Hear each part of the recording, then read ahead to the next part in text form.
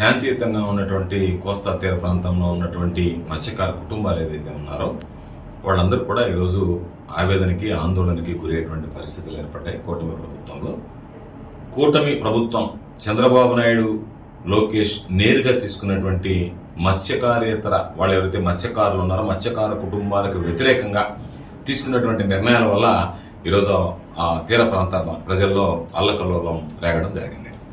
నిన్న జుబలదిన్న ఫిషింగ్ హార్బర్కి వెళ్ళాం. అది ప్రైవేటైజేషన్ చేస్తానని చెప్పి ఒక పక్క ఆందోళన జరుగుతున్నటువంటి నేపథ్యంలో ఏదైతే జుబలదిన్నలో సాగర్ డిఫెన్స్ అనేటువంటి వాళ్ళకి సంబంధించి భూమిని బదలాయిస్తూ తీర ప్రాంతాన్ని బదలాయిస్తూ మంత్రిగా ఉన్నటువంటి లోకేష్ అక్కడికి వచ్చినప్పుడు ఆ ప్రాంతంలో దాని శంకుస్థాపన చేసినప్పుడు ఆ శంకుస్థాపన కార్యక్రమంలోనే బీదా మస్తాన్రావు గారిని వాళ్ళందరినీ పిలిచి మీరు దీనిని ఏ విధంగానైనా సరే అక్కడ ఉన్నటువంటి ఆ 4 బోట్లు ఏదైతే ఉన్నాయో వాటిని పంపించేయాలని చెప్పని ఆయన ఒక స్పష్టమైనటువంటి ఆదేశాలు ఇవ్వడం జరిగింది.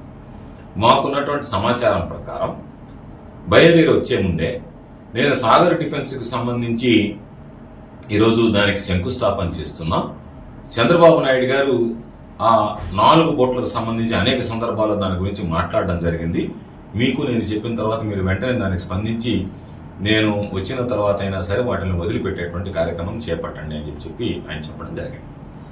అయితే పాపం మత్స్యకార కుటుంబాలు ఎవరైతే ఉన్నారో వాళ్ళు అనేక రకాలైనటువంటి ఇబ్బందులు పడుతూ ఈ మిషన్ బోట్స్ అన్ని వచ్చి నేరుగా వాళ్ళ అలలు తెంచేసి వాళ్ళ మీద దాడి చేసి అనేక సందర్భాలలో అల్లకలోలం చేసినటువంటి పరిస్థితిలో ఉన్నటువంటి మత్స్య సంపద అంతా దోచుకుపోతున్నటువంటి నేపథ్యంలో ప్రభుత్వం పట్టించుకోకపోయినా ప్రాణాలకు తెగించి ఆ మత్స్యకారులే పాపం వెళ్లి ఆ బోట్లను నిర్బంధించి వాళ్ళందరినీ కూడా ఆ బోట్లతో పాటు అక్కడ ఉన్నటువంటి తమిళ జాలర్లను కూడా తీసుకురావడం జరిగింది.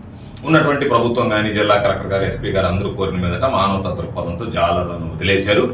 కఠినంగా శిక్షించాలి కాబట్టి ఈ బోట్ ఇక్కడే ఉంచాలని చెప్పడం జరిగింది. దానికి జిల్లా అధికార యంత్రాంగం కూడా స్థానికంగా ఉండేటువంటి నేతలు కూడా ఈరోజు ఇసుకపాలెం ఏదైతే ఉందో పాలెం సంబంధించి అది బేదా సోదరులు రవిచంద్ర మస్తాన్రావుకు సంబంధించినటువంటి ప్రాంతం. వాళ్ళు అక్కడ దానికి సంబంధించి ఒక పోలీసు ఇదన్నీ ఏర్పాటు చేసిన తర్వాత మేము అక్కడ నిన్న వాళ్ళతో మాట్లాడిన దాన్ని బట్టి వాళ్ళు చెప్పినటువంటి దాన్ని బట్టి లోకేష్ వచ్చే ముందే అక్కడ ఉన్నటువంటి కావలి సిఐ డిఎస్పీ గారు వాళ్ళతో మాట్లాడి వాళ్ళని ఆ బోట్లన్నీ కూడా పక్కన పెట్టించేటువంటి ప్రయత్నం చేశారు. పాపం ఆయన వచ్చేది రోడ్డు మార్గం అయితే ఆ మత్స్యకారులు అడిగేది అయ్యా ఆయన రోడ్డు మార్గం వస్తే సముద్రంలో ఉన్నటువంటి బోట్లు ఆయన వచ్చేటువంటి కార్యక్రమానికి ఏమి అడ్డంకులు కలిగించాయి అని చెప్పి ఈరోజు వాళ్ళు బాధపడుతున్నారు. సిఐ గారు ఏం చెప్పాడు, లోకేష్ గారు వస్తున్నాడు కాబట్టి ఆయనకి అడ్డంగా ఉంటాయి ఆ బోట్లను ఇక్కడి నుంచి తొలగించండి అని చెప్పి ఒక వ్యూహాత్మకంగా లోకేష్ ఇచ్చినటువంటి సూచనల సలహాల పేరుకు ఇక్కడ బిఎంఆర్ వీళ్ళందరూ కలిసి దాన్ని ఒక పక్కకి తీసుకెళ్లిపోయారు. అంటే ముందుగా ఉన్నటువంటి ప్రాంతం నుంచి వీళ్ళ దృష్టి మరల్చడానికి తరలించిన తర్వాత వీళ్ళు లోకేష్ మాట్లాడి డైరెక్షన్ ఇచ్చి వెళ్ళిపోయిన తర్వాత బిఎంఆర్ దాంట్లో రంగప్రవేశం చేసి వీళ్ళు దానికి సంబంధించి గేర్ బాక్స్ లో మార్చడం, ఎందుకంటే అవి చాలా రోజుల క్రితం వచ్చాయి కాబట్టి ఒకేసారి ట్యాంకర్తో తీసుకెళ్లి డీజిల్ ఫిల్ చేస్తే అనుమానం వస్తుందని రోజు కొన్ని వెహికల్స్ ఏర్పాటు చేసి వాటితో ట్యాంకర్లతో డీజిల్ తీసుకెళ్లి ఆ బోట్లు నింపి వీళ్ళెవరిని రానివ్వకుండా పోలీస్ కానిస్టేబుల్ మేము చూసుకుంటామని చెప్పి మభ్యపెట్టి రాత్రికి ఆ బోట్లను తరలించి వేయడం జరిగింది. ఇది మత్స్యకార కుటుంబాలకి ఒక కుదుపు లాంటిది. వెంటనే వాళ్ళు అక్కడ ఉన్నటువంటి కాపుల్ని కానీ కాపుకు సంబంధించినటువంటి పిల్లల్ని కానీ వాళ్ళందరినీ కూడా పట్టుకున్న తర్వాత ఒక వీడియో రికార్డ్ చేశారు. ఆ వీడియోలో ఆ వ్యక్తి స్పష్టంగా 3 పేర్లు చెప్పాడు. బీదా మస్తాన్రావు గారు ఒక్కొక్కరికి 10 లక్షలు ఇస్తారని చెప్పాడు.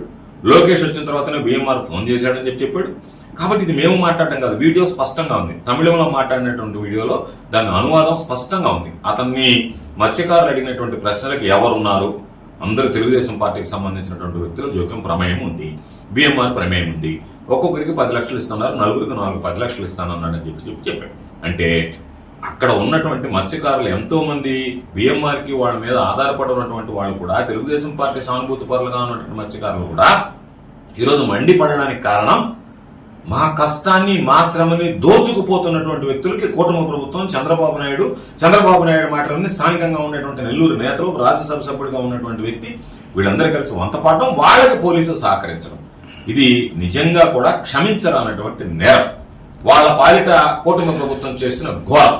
కాబట్టి ఖచ్చితంగా నిన్న వాళ్ళు ఏదైతే వచ్చి అడిగారో వాళ్ళకి నిన్ననే మాట ఇచ్చాం. నేను కానీ, ప్రతాప్ కుమార్ రెడ్డి గాని, విష్ణువర్ధన్ రెడ్డి గారు కానీ చెప్పాం. ఇదిగో ఈరోజు జువ్వలిదికి సంబంధించి వచ్చాం. ఈ కార్యక్రమం అయిపోయిన వెంటనే దానికి సంబంధించినటువంటి కార్యక్రమంలో కూడా మీరు మా దగ్గరికి రండి, కూర్చొని మాట్లాడదామన్నా. వాళ్ళు నిన్న వచ్చి కొంతమంది మాట్లాడారు మాతో. కాబట్టి దాని మీద ఒక స్పష్టత కూడా త్వరలో ఇవ్వబోతున్నాం. వాళ్ళకి సంబంధించి అన్ని విధాల అండగా నిలుస్తాం. వైఎస్ఆర్ కాంగ్రెస్ పార్టీ ఏదైతే కూటమి ప్రభుత్వంలో చంద్రబాబు నాయుడు, లోకేష్ వీళ్ళిద్దరూ కలిసి వాళ్ళిద్దరి డైరెక్షన్ లో స్థానికంగా ఉండేటువంటి నెల్లూరు తెలుగుదేశం పార్టీ నాయకులు, ఉన్నటువంటి అధికారులు వీళ్ళందరూ కలిసి ఒక పద్ధతి ప్రకారం దానిని ఆ బోట్లను పంపించేసి వాళ్ళ చావుకు తెగించి పట్టుకున్నటువంటి బోట్లను పంపించేటువంటి హక్కు వీళ్ళకి ఎవరిచ్చారు? ఎందుకు అటువంటి నిర్ణయాలు తీసుకున్నారు? అంటే మత్స్యకారులు అంటే అంత అలుసైపోయిందా ఈ ప్రభుత్వానికి, చంద్రబాబుకి, లోకేష్ కి? మత్స్యకారుల జీవితాలకు విలువ లేదా?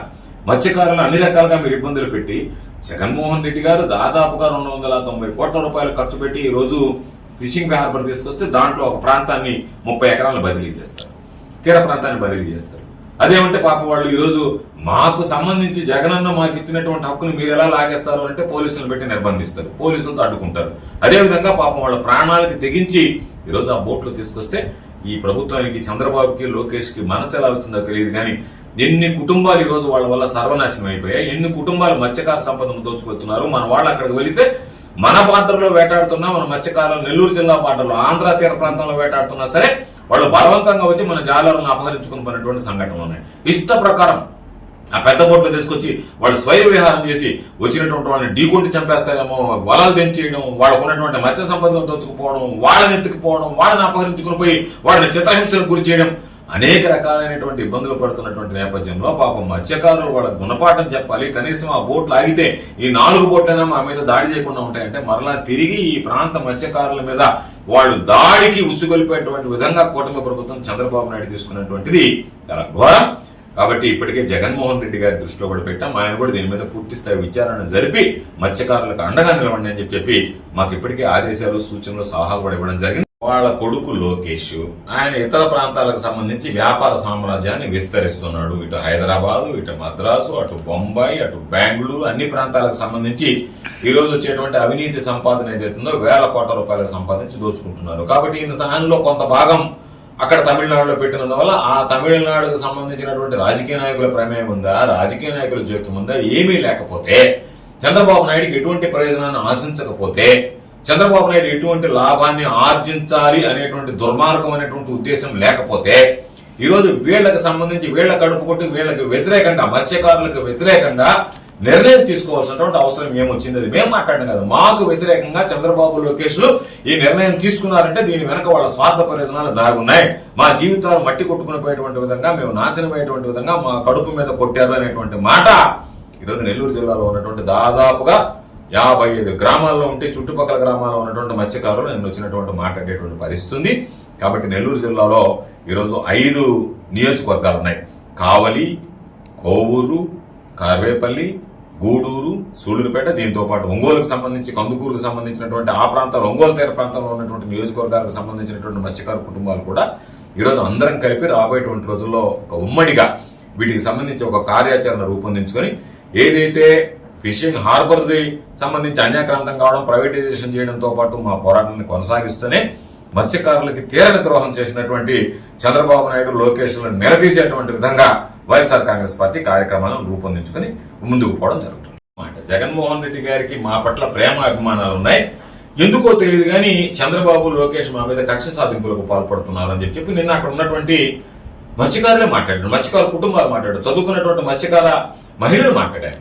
కాబట్టి ఈ ప్రభుత్వం ఎందుకో తెలియదు కానీ పనిగట్టుకుని మాకు ఇతర అవసరాలు ఉన్నాయి కాబట్టి మేము ఆ అవసరాలను దృష్టిలో పెట్టుకుని ఈ రోజు ఉన్నటువంటి మత్స్యకారులకు సంబంధించినటువంటి వాళ్ళ అవసరాలను పట్టించుకోము, వాళ్ళ అవసరాలు మాకు అవసరంలే, కాబట్టి వాళ్ళ జీవితాలు త్యాగం చేసేటువంటి విధంగా, వాళ్ళ జీవితాలను పాపం నాశనం చేసేటువంటి విధంగా ఈరోజు నిర్ణయాలు తీసుకోవడం కూటమి ప్రభుత్వం, ప్రత్యేకించి చంద్రబాబు నాయుడు, లోకేష్ నెల్లూరులో జరిగినటువంటి 2 సంఘటనలు కూడా ఇటు అదే విధంగా లోకేష్ వచ్చిన వెంటనే వాళ్ళ మీద కక్ష కట్టినట్టుగా, అంటే మత్స్యకారులు అంతు చూస్తాం, మత్స్యకారుల సంగతి తేలుస్తాం అన్నట్టుగా వెంటనే ఒక పక్క వాళ్ళకు ఉన్నటువంటి ప్రాంతాన్ని, వాళ్ళ హక్కును లాగేసుకుంటూ ఫిషింగ్ హార్బర్ లో కొంత భాగాన్ని, తీర ప్రాంతాన్ని లాగేసుకోవడమే కాకుండా వాళ్ళు పట్టి నిర్బంధించి ఇక్కడ పెట్టినటువంటి బోటును వదిలివేయడం అనేటువంటిది ఇది పాపం మత్స్యకార కుటుంబాలు కంటికి కడివిడి ఏడ్చేటువంటి పరిస్థితి ఏర్పడుతుంది. బోరున నిన్న కూడా మేము వెళ్ళినప్పుడు ఈ సంఘటనని మా ముందు ఉదాహరించి వాళ్ళు బోరున విలిపించడం జరిగింది.